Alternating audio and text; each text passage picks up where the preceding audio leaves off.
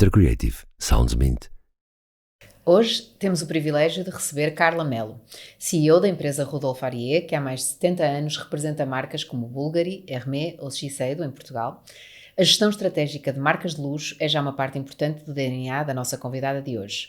Com uma carreira dedicada à inovação e ao posicionamento de marcas no setor da perfumaria e cosmética, traz-nos uma visão valiosa sobre as tendências e desafios do mercado, bem como um percurso digno de partilha. Bem-vinda, Carla, ao podcast da Intercreative. Muito obrigada, Beatriz. Gostaste da introdução? Adorei a introdução, senti-me importantíssima. Sentiste? Senti, muito obrigada pelo convite. Eu estou muito contente que tenhas aceitado, porque eu já te conheço, acho que há 9 anos, estava há pouco a fazer as contas. Mas os nossos filhos andam juntos no colégio e sempre conhecemos num contexto nada profissional e acho que nunca falamos de profissão, nem nunca veio isso à baila. Não.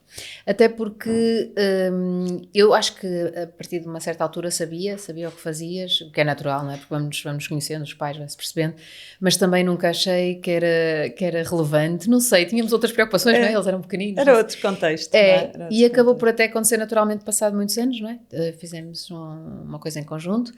E muito gira. Obrigada.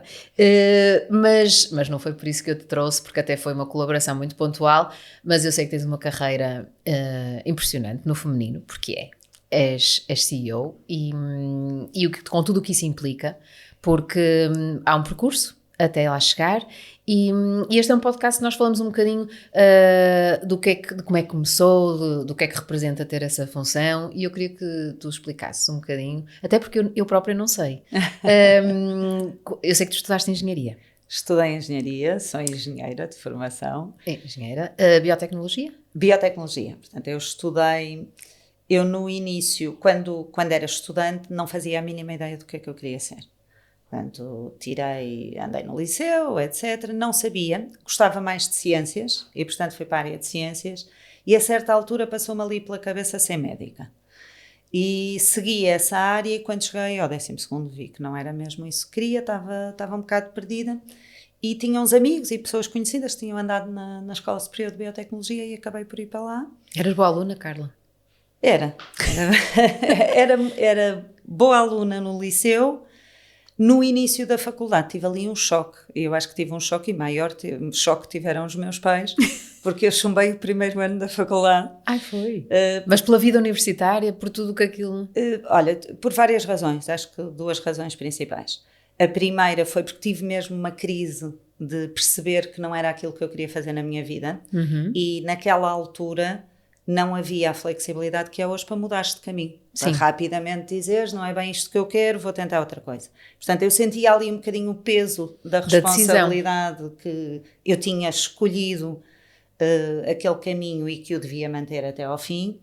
Por outro lado, a minha família era um bocadinho controladora. Eu acho que eles diziam que eram controladores, eram menos do que achavam, mas eram de alguma forma, e o que aconteceu foi que o primeiro ano da faculdade foi a liberdade total, deram muito mais liberdade do que eu tinha antes, e portanto também foi uma borga pegada, portanto houve ali um misto perfeito para que aquele primeiro ano tivesse sido marcante. Mas... E decides continuar? Quando decidi continuar, disse nunca mais repito um exame, nunca mais, e portanto levei depois o curso até ao fim, mas muito consciente que não era aquele o meu caminho. E pensaste, vou terminar este curso, porque quero ficar com o curso. Exato. E depois logo se vê. E gostei de uma coisa, e eu acho que depois, olhando para trás e tudo o que aconteceu posteriormente na minha carreira, eu acho que ser engenheira me ajudou muito. E eu acho que o meu raciocínio, o meu tipo de raciocínio, mais matemático, mais analítico, que acabou por ser muito útil no meu percurso, embora eu na altura não soubesse que ia ser, e portanto é engraçado, porque mais tarde vim a dar valor a uma coisa que naquele momento eu não dei.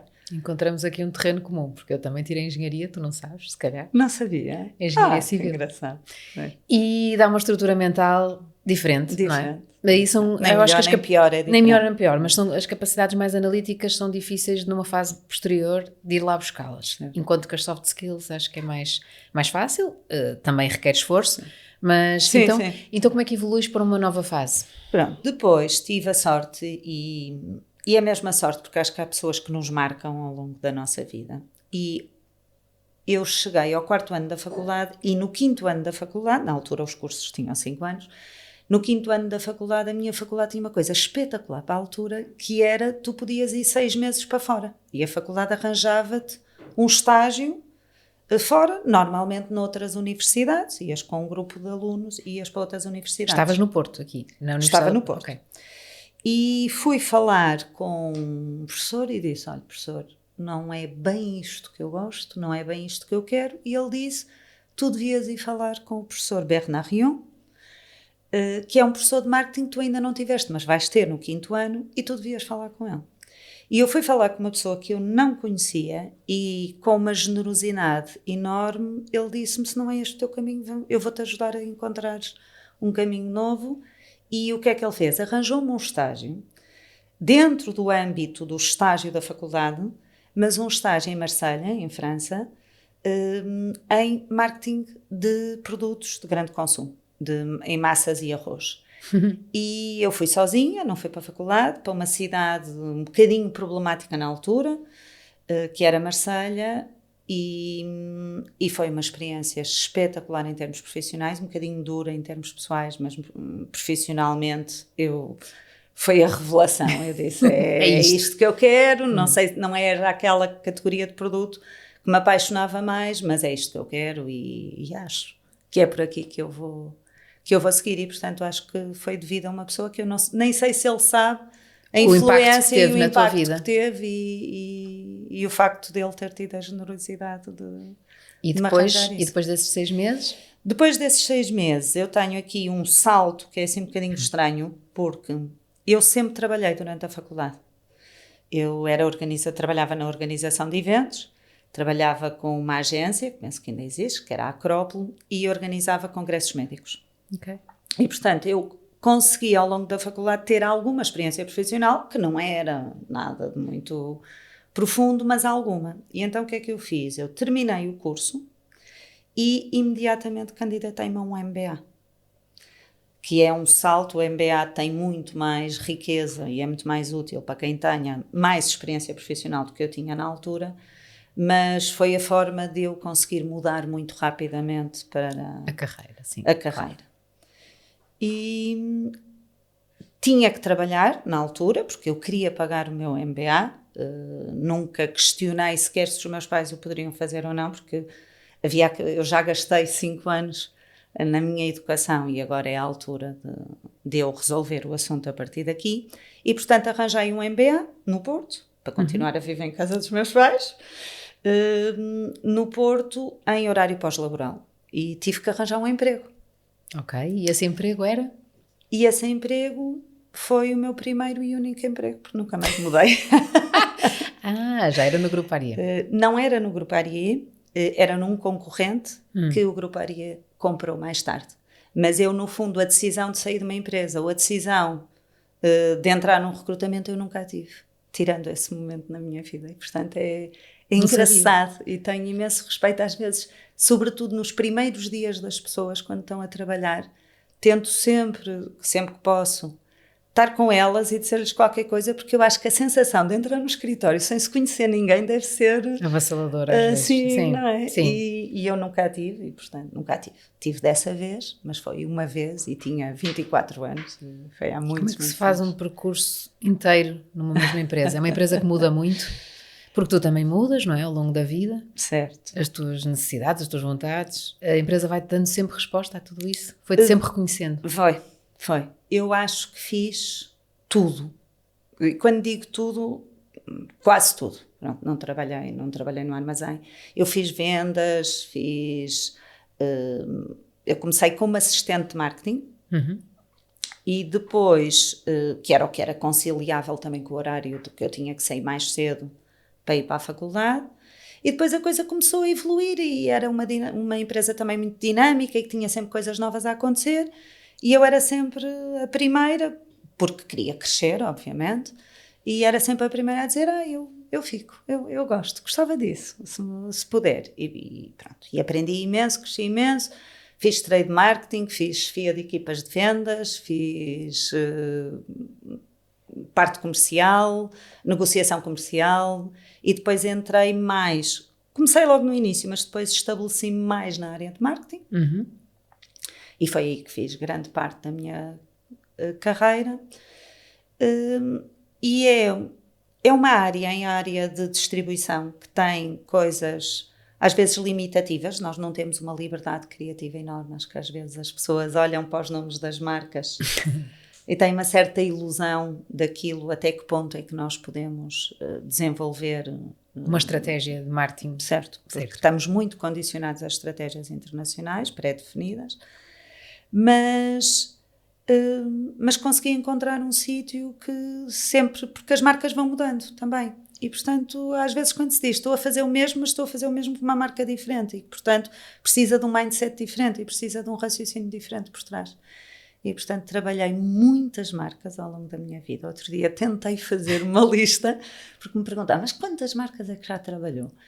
E eu tentei fazer uma lista e à vontade já trabalhei mais de 40 marcas diferentes. Portanto, mas o que é que achas que te levou até onde estás? Achas que foi capacidade de trabalho? Achas que foi sorte? Achas que foi muita força e muita vontade de chegar onde estás? Ou as coisas foram acontecendo porque tu ias tendo muito prazer no que fazias? O que é que aconteceu que foi isso tão relevante? Ia acontecendo. Não foi nada, eu não previ a minha carreira. Nem sabia até onde iria, o que é que queria fazer. Nunca diria que ia passar 30 anos na mesma empresa, isso claramente não imaginaria. Até porque entras numa empresa com um contexto familiar. Sim. A empresa mudou muito, não é? Evolui, mas quando entraste devia ser uma empresa tipicamente familiar. A empresa onde eu entrei chamava-se Paulo & Maia, era uma empresa familiar, onde trabalhavam várias gerações da família. Mas pronto, olha, tive sorte, tive saber, acho que também tive obviamente valor. Sentido de oportunidade. Trabalhei muito, esforcei-me muito, estudei muito, investi muito na minha carreira, sempre fui ambiciosa, não tenho problema nenhum em dizer isso, e investi muito na minha educação ao longo da minha vida profissional, e as coisas foram acontecendo assim, e cada vez que eu achava, estou a ficar um bocado... Sabes, não sei, já faço isto se calhar há 2 anos, 3 anos, 4 anos, aparecia qualquer coisa. E portanto fui sempre ficando. Houve um momento da minha carreira que achei mesmo que ia mudar. E nesse momento foi exatamente o momento em que a minha área de negócio onde eu trabalhava, que eu era na altura, era diretora da perfumaria, da área de negócio de perfumes, que tratava com perfumes, e foi nesse momento que essa área foi comprada pelo Grupo Aria. E eu tive aqui um sentido de urgência, porque toda a gente conhecia o Grupo Aria, era um grupo muito conceituado e a família tem imenso prestígio no mercado onde opera, mas é uma aquisição por um concorrente de Lisboa e nós estamos no Porto. Portanto, eu senti, ok, eu já fui. Portanto, claramente uma diretora de uma empresa que é adquirida e que a sede da empresa nem sequer é aqui, mas eu quero preservar a maior parte dos postos de trabalho que eu puder da minha equipa. E então convidaram-me para eu fiquei. Acho que tudo, quer na cabeça de uns, quer na cabeça dos outros, seria por um tempo... Temporário, sim. Limitado para fazer aqui a passagem e esta transição. Só que tive um amor profissional, que é o meu chefe, tenho uma sorte, o meu patrão maravilhoso, que adoro, e entendemos-nos lindamente. E foi um desafio intelectual e de discussão de ideias e de construção de negócio que me voltou a alimentar esta paixão pelo que eu fazia. E depois, a partir daí, também mais oportunidades, muito mais marcas, muito mais áreas, muito mais canais. E, portanto, aí voltou a alimentar toda uma nova... E conseguiste manter a estrutura que tinhas ou isso foi evoluindo também? Consegui manter a estrutura toda que tinha. Houve pessoas que saíram, obviamente, por vontade própria. Houve algumas pessoas que não se adaptaram à empresa. À mudança. Mas o meu coração... O teu reporting direto ficou? Ficou todo. E montámos um escritório no Porto e assumimos que a empresa passaria a ter 2 escritórios, um em Lisboa e um no Porto. E continua a ser assim? Até hoje. 15 anos depois. Eu estive nos escritórios de Lisboa, já estão nos novos? Já estamos nos novos, espetaculares, tens que ir lá, são giríssimos. E o que é que te faz mais feliz dentro das áreas? Eu sei que tens uma área de gestão e obviamente General Management engloba tudo, mas sentes-te mais forte na área comercial, no marketing, na parte financeira? Em que é que tu te sentes mais capaz? Se é que há uma área que podes destacar. Não sei se é mais forte. A área que eu mais gosto é a área de vendas. Eu imaginei. É a área de vendas. É aquela que me dá mais pica. Porque vês resultados? Porque vejo resultados, porque é onde tenho a minha equipa maior também, tenho mais gente. Gosto muito e acho que é onde aprendo se calhar mais e onde posso contribuir mais para o negócio. Porque a área de marketing, porventura, é onde posso ser mais forte, até academicamente e com a base que tenho, menos liberdade por aquilo que já falamos, por ser marcas mais estabelecidas. Mas eu acho que é da área de vendas que vem muitas vezes as soluções para a área de marketing e, portanto, há aqui uma simbiose interessante. Há pouco falamos das capacidades analíticas que traz um curso de engenharia, mas o que é que tu achas que é mais importante no teu cargo? Perceber de números, de marcas, de tendências ou de pessoas? Ui, Beatriz. Complicada a pergunta. Eu acho que a resposta mais bonita de eu dar seria de pessoas. E acho que sem pessoas não se faz nada e acredito piamente nisso. Mas acho mesmo que esta função envolve tudo. Porque tu tens shareholders, que não são só os acionistas, tens shareholders a quem dar resultados e, portanto, claro, precisas das tuas pessoas autónomas para conseguir chegar aos teus resultados, mas precisas também de um foco muito grande em números e em resultados e em soluções, encontrar soluções criativas de gestão financeira para conseguir entregar aquilo que tu próprio achas que a empresa pode e deve dar e para conseguir fazer o seu caminho a seguir, não é? Porque mais resultados dão-te mais investimento, dão que as marcas e os acionistas acreditam mais na empresa e na estrutura e, portanto, cria-se uma dinâmica positiva de crescimento e não uma dinâmica de controle, que também acho que não... Tens de ser uma pessoa com muitas valências. O que é que achas que te dá força para ter essas partes todas equilibradas? É o facto de sentir que tens a formação para o fazer, é o facto de teres estabilidade a nível pessoal, isso também ajuda, obviamente, toda a gente, ou há outros fatores que tu achas que são muito importantes? Exercício físico já sei que não é. Ai, não, isso não é.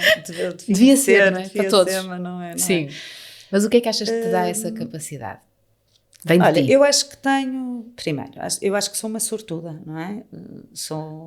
Todo este percurso fez-se com muita sorte. Há um bocado perguntaste desculpa e depois meteu-se outro tema. Eu acho que há uma dose de sorte, coincidência, de acasos, que fazem um percurso também. Não acredito muito num destino pré-determinado, mas acho que claramente cheguei onde cheguei por uma série de coincidências. Tenho uma enorme sorte com a minha base familiar, enorme, porque o apoio que eu tive dos meus pais é que me permitiu ter determinadas... Lançaste a certos desafios. Sim, e o estar sempre disponível para ir. Portanto, a minha rede familiar ajudou-me muito. Tenho um marido que eu digo vai e ele diga vai ainda mais depressa. Portanto, tenho todo o apoio, sempre tive nesse sentido de poder lançar os desafios que eu queria. E pronto, e tive preparação. Acho que a questão, e às vezes falo muito com pessoas de gerações mais novas, acho que hoje em dia já há mais consciência dos benefícios de uma formação contínua e acho que isso foi marcante na minha vida, mesmo. Foi a vontade de aprender, eu adoro aprender, ainda hoje acho que me apaixona a aprender e isso acho que também foi determinante aqui e pronto, e ter encontrado pessoas fantásticas no meu caminho, acho que... Se tu pudesses escolher uma pessoa qualquer no mundo para trabalhar contigo, quem é que escolhias? Pode ser conhecido ou não. Terias assim uma pessoa que gostasses muito que trabalhasse contigo? Olha, eu trabalhar com uma pessoa que é diferente, ou seja, não no meu contexto de empresa, mas eu trabalhar com alguém há uma pessoa que eu acho que é para mim muito, muito inspiradora, que se calhar não conheces, que se chama Jean-Louis Dumas, que foi responsável pela casa Hermès num período penso que de cerca de 10 anos, ou mais, 15 anos. Ele o que é que fez? Ele pegou numa empresa familiar de artesãos, que era o que era, e transformou em Hermès no que é hoje, mas com um cuidado pela gestão de marca e pelo respeito do DNA e dos artesãos da própria casa Hermès, portanto da sua equipa. Ele sabia que era na equipa que estavam as valências todas que a marca precisava para crescer, e sem nunca deixar que a marca se banalizasse. Portanto, uma gestão a pressões de mercado. uma gestão de luxo, de marca de luxo que acho exemplar, e portanto eu adorava. Cruzei-me com ele uma vez, mas ao longe, não é? Sentaram-me e eu disse olá, muito envergonhadamente. Mas é uma pessoa que eu acho que conseguiu conciliar os dois mundos que me apaixonam mais, que é o de estratégia e de crescimento da empresa, com o luxo. E o luxo para mim é uma paixão, mais do que propriamente a minha vida do dia a dia, porque os produtos que eu trabalho estão ali numa fronteira que é muito discutível se são produtos de luxo ou não. Alguns serão mais, outros menos, consoante as marcas, mas é bastante discutível. Mas o luxo é uma paixão e que me acompanha ao longo da minha vida. E achas que há uma parte glamourosa no teu trabalho? Acho que menos do que as pessoas pensam. Ou seja, tenho muita sorte, mais uma vez. A palavra sorte, não queria que fosse a palavra repetida aqui, não mas é? Mas é inevitável, não é? Mas não a consigo evitar, porque tenho imensas experiências inacreditáveis com as minhas marcas, de coisas que me convidam para fazer, ou de eventos que eu assisto e que eu sinto-me... privilegiada. Tenho perfeita noção que sou uma privilegiada de poder estar ali naquele momento. Qual o evento mais incrível em que já estiveste? Ai, tive tantos. Ai, tantos. Tantos. Tive um evento numa praia da Sardenha, da Bulgária, que foi absolutamente inacreditável, porque nós estávamos a ver um ecrã que estava fixo no meio do mar e o ecrã passava, imagina um filme com cavalos a correr e passavam cavalos entre nós e o ecrã na praia. Era assim, foi uma experiência imersiva, quando Sim. não havia nem 3D, nem tecnologias tão avançadas como há hoje, e absolutamente inacreditável. Mas tive muitos outros. Lembrei-me deste, mas podia mostrar outros. Portanto, tenho essa parte glamourosa, sim, mas depois o dia-a-dia é uma que a tua empresa. equipa também a vive. Há Também. pessoas... Sim. Também. Okay. Algumas pessoas, mais o marketing aí, a área de marketing tem mais sorte. Tem mais sorte. Também sofre noutras, porque sim, é uma área muito menos estanque que outras áreas, não é? No financeiro ninguém entra. O marketing é uma área que se relaciona com todas, como sempre, não é? Se tu pudesses dar um conselho a alguém que quisesse começar a trabalhar no teu setor, achas que havia assim um conselho para dar? Ou não achas que haja nada específico que não se aplicasse também a outras profissões? Eu acho que... Mas que se aplica a todas as profissões, acho que se aplica. Eu acho que às vezes se subestima o poder de conhecer profundamente o setor e o produto. Eu costumo dizer, e dizia muitas vezes à minha equipa, quando tinha mais equipa de vendas direta comigo, dizia, nós podíamos vender qualquer coisa. Nós podíamos estar a vender qualquer coisa. Pneus, plantas, máquinas fotográficas, o que fosse.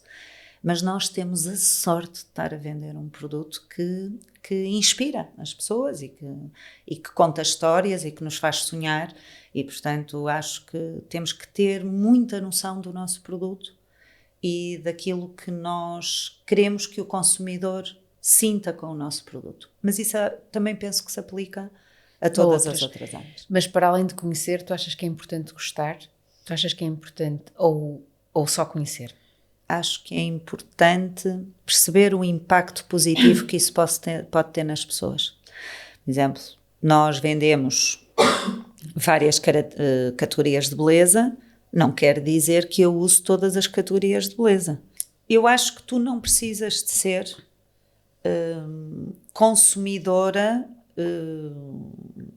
da tua categoria de produtos ao extremo, mas acho que precisas de perceber muito bem as características dos teus produtos e precisas de perceber muito bem o que é que elas fazem no consumidor a que se destinam. Portanto, Claro. o que é que elas, que sensações é que elas te geram, que problemas é que elas te resolvem, ou que sonhos é que elas te realizam, e esse conhecimento de base eu acho que às vezes falta um bocadinho, sobretudo quando as gerações saltitam muito entre empresas, entre áreas, e às vezes depois falta-lhes um pouco de consistência e dessa paixão, porque tu podes ser apaixonado por uma coisa que tu não queiras Para até ti? usar no Sim. dia a dia, e podes ser apaixonado, não é? Eu sou apaixonada por luxo, não quer dizer que seja uma grande consumidora de luxo. Tens um perfume preferido? Ou não podes dizer?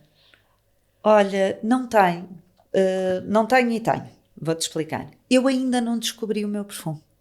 E isto é muito Ai, estranho. eu pensei que estava sozinha nisso. Eu acho que há um perfume. Eu acredito que há pessoas que encontram o seu perfume e que é ali uma ligação Sim. incrível e que tu queres. Eu tenho 2 perfumes que gosto muito. Uso o Narciso Rodrigues, o Poudre, que adoro. E uso o Hermès, um outro Citron Noir, que é mais leve, muito mais... Com esse francês impecável que tu tens. muito mais leve, muito mais para dia a dia. E gosto muito dos 2, mas sinceramente acho que ainda nenhum deles é o meu perfume. Mas depois de já ter cheirado tantos perfumes, ainda não ter descoberto, estou a começar a desistir. Começa a ser difícil. A nível de equipas, e porque falamos das novas gerações e do facto de achares que esse nível de paixão é tão necessário e que às vezes sentes que eles não têm tempo para isso, não é? Porque estão sempre à procura da nova coisa, de tudo novo. Parte do compromisso, não só a esse nível, a nível do produto e de saber, achas que é uma geração com um nível de compromisso menor? Ou não consegues generalizar e tens casos de pessoas bastante jovens a entrar na empresa e que tu já detectas ali um potencial enorme? Eu acho que generalizar é um erro. Okay? Eu tenho miúdos de 23, 24 anos com uma entrega e com uma paixão e com uma vontade e com uma ambição espetaculares, e que eu olho para eles e digo, aqui nesta empresa ou noutro sítio qualquer vão de certeza, vão longe, vão crescer, vão fazer acontecer. Agora, acho que é uma geração, e os nossos filhos conhecem-se e são amigos, acho que é uma geração que nós estamos a educar, e eu ponho-me mesmo dentro deste nós, que nós estamos a educar para ser muito pouco resiliente. E, portanto, à primeira adversidade desistem, e eu acho que às vezes é um desistir do próprio potencial deles. E acho que isso pode ser perigoso. Pode ser perigoso para até onde é que eles vão, e pode ser perigoso para o mundo empresarial em si. Porque o mundo empresarial precisa de negócio. E o negócio às vezes é duro e há muitas adversidades, e para determinados níveis da carreira, a resiliência é chave. Empresas de dimensão média, sobretudo, acho que a resiliência é chave mesmo, é crítica. Alguma situação caricata que te recordes a nível de empresa, com as tuas equipas, ou mesmo entre gerações, ou alguma coisa assim que tenhas passado e que aches que valia a pena partilhar? Situação caricata. Olha, estou-me a lembrar de uma situação caricata de chorar a rir, mas que não tem muito a ver com o que estamos a falar, que foi uma vez que fizemos um mega evento da Kenzo no Palácio Belmonte, em Lisboa, que é um sítio giríssimo, não sei se conheces, giríssimo, lindo. E fizemos, e tínhamos uma caminhonete cheia de clientes a ir do Porto para Lisboa, e por um erro entre nós e a agência de caminhonagem foram parar a Belmonte, no meio ou perto de Viseu. E, portanto, de repente tivemos ali uma situação de que metade dos convidados não estavam no evento e estavam. E então uma vendedora que nós tínhamos na altura, muito engraçada, que ligou e disse, eu acho que só há uma solução, que é levá-los a comer leitão à bairrada. E então, enquanto nós estávamos no evento da Kenzel em Lisboa, os meus clientes do Porto estavam a comer leitão na bairrada. Quem é que se divertiu mais nunca vamos saber, não sabemos, olha, sim, não sei. Sim. E outra questão que ainda não falamos nela e não surgiu naturalmente na conversa, mas eu acabo por conversar com todos os convidados, o networking para ti é algo relevante desde o início da carreira? Achas que as novas gerações têm essa noção? E no teu setor em particular, parece-te fulcral ou achas que perfeitamente abdicável? Eu acho que, ou seja, eu tive muito pouca noção disto ao longo da minha carreira e se calhar até de menos. Também trabalho numa empresa que a empresa tem uma postura, muito antes de mim, uma cultura que eu assimilei e que hoje em dia é a minha cultura, um pouco de low profile, de uma pessoa manter-se mais afastado. Nós costumamos dizer na empresa, nós somos uma empresa para as nossas marcas brilharem, não para a empresa brilhar. Não sei, uma cultura não é certa ou não é errada, é uma cultura. É isto que a minha empresa é. E, portanto, eu nunca tive muita noção do impacto que isso podia ter na minha carreira, se calhar também porque eu nunca tive a pensar na minha carreira e eu acho que foi isso. Acho que as gerações novas são muito mais atentas e acho que fazem muito bem, porque de contacto com mais pessoas e com mais experiências, a riqueza que vem daí é espetacular e portanto acho que fazem muito bem, mas não foi uma coisa que eu tivesse nunca pensado nela. Mas mesmo a nível de contratações, etc., ajuda tudo, não é? Tudo, ajuda tudo e facilita imensa coisa, mas sinceramente não tive essa percepção. Hoje se tivesse voltado atrás, se calhar era um ponto que eu tinha mais atenção, mas nunca pensei nisso. Ainda tens sonhos por realizar a nível profissional, Carla? Ui, tantos, quero fazer tanta coisa ainda. Queres partilhar algum? Olha, agora nem é um sonho, agora estou completamente fascinada com a inteligência artificial, portanto o meu marido diz que eu ligo mais ao ChatGPT do que a ele. Portanto estou completamente imersa na descoberta deste mundo. Eu dizia há um bocado e acho mesmo uma das coisas que me move realmente é aprender e adoro aprender e acho que este mundo está cheio de coisas para aprender e portanto o que me injeta energia é muito esta noção de que o amanhã é muito diferente do hoje e que nós temos sempre que achar que não sabemos tudo e que podemos aprender muita coisa. E, portanto, agora ando aqui com este meu novo namorado, que virtual. É o chat. Virtual. Ok. E como é que encontras o equilíbrio entre a vida profissional e a pessoal? Estou a ter vontade de rir porque um dia eu levava o teu filho no meu carro e ele dizia... A minha mãe está para fora, pois, porque está sempre ocupada, e o meu filho dizia, nós não vamos ter trabalhos corporativos. E eu olhei para trás e pensei, o que é isto? Ou seja, o exemplo que damos não deve ser muito bom, porque eles não querem. Não, mas que equilíbrio é que encontras? Se é que encontras? Eu acho que essa é a pergunta mais difícil, não é? Isso é o $1 million question, não é? Encontro o equilíbrio possível e acho que, não sei se é o certo, se é o errado, foi aquele que eu encontrei.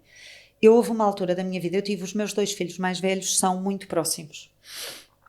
E houve ali uma altura da minha vida que eu pensei se deveria ou não deixar de trabalhar, não era para mim uma opção, mas pôr um bocadinho de lado a minha carreira e dedicar-me numa fase da minha vida mais aos meus filhos. Porque não era conciliável. E para mim era claro que não era conciliável. Eu acho que hoje há organizações, porventura, muito maiores e mais estruturadas e com outro tipo também de resultados e de meios que podem começar a conseguir uma conciliação maior. Todas conseguem que seja mais conciliável do que era antes. Na minha altura não era conciliável. Pois. E eu até tentei, sou-te sincera, houve ali uma altura que eu tinha 2 direções, estava a acumular direções e pedi para deixar uma porque queria ter mais tempo. E o que é que eu senti é que eu era muito menos feliz. E isso impactou em mim porque eu tinha mais tempo com os meus filhos mas o tempo que eu tinha, Não eu não estava tão bem. E, portanto, achei que a melhor opção para o meu equilíbrio familiar era eu realmente perseguir aquilo que eu queria, porque o tempo que teria com os meus filhos seria da melhor qualidade que eu conseguia dar-lhes. E foi aí que eu encontrei, se calhar aqui, uma zona de conforto que me permitiu depois continuar. E tens uma família grande e linda. Mas como é que achas que os teus filhos te veem? Ainda ias completar. Ia-te dizer uma coisa que tem a ver se calhar com essa resposta. Agora já tenho uma filha crescida, não é? Tenho uma filha com 19 anos, vai fazer 20. E outro dia tive uma conversa com ela, que ela está sempre a relembrar, porque ela achou um piadão à conversa, que eu perguntei-lhe que se houve alguma altura da vida dela que ela sentisse que eu não lhe tinha dado o acompanhamento que ela precisava. E ela disse-me que eu tinha sido chata que chegasse e que sem serem full time e que nunca tinha sentido, e portanto para mim isso foi muito bom de ouvir, mas é curioso que eu tenha tido a necessidade de perguntar, e eu questiono-me a mim própria porque é que eu tive necessidade de perguntar isso à minha filha e de ter essa validação. Portanto, com certeza é porque tenho aqui alguma coisa no meu subconsciente. De culpa todos temos, não é? Também não. Mas foi uma ótima resposta. Foi uma ótima resposta. E ela está-se sempre a rir disso e disse: lembras-te quando me perguntaste isso? E eu disse: parva, não. Que bom. Qual é o melhor elogio?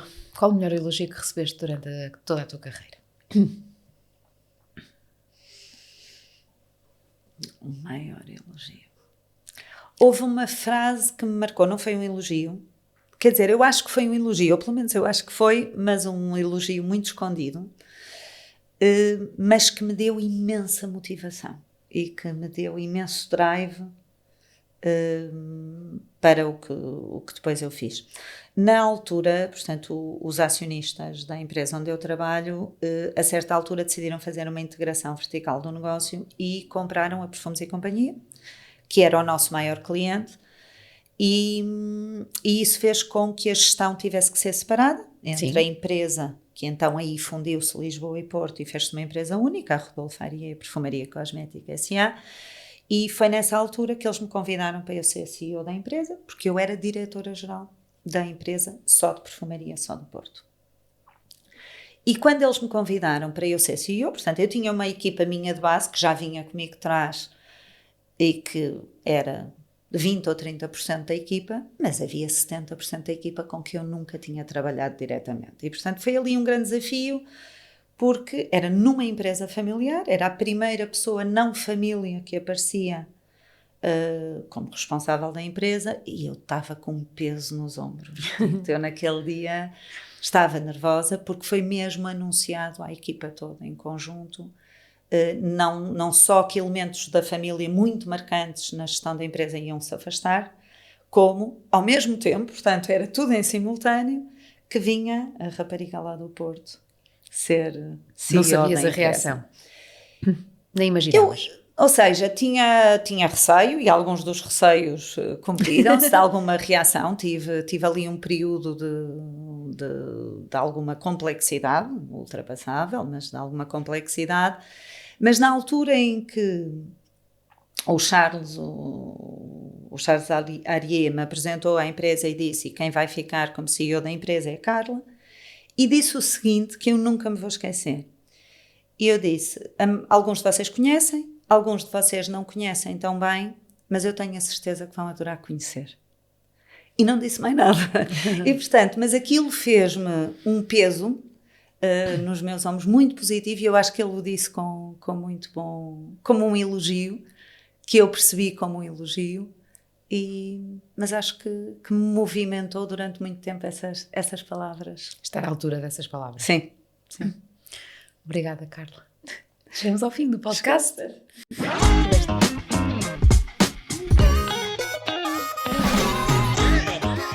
Minter Creative. Sounds Mint.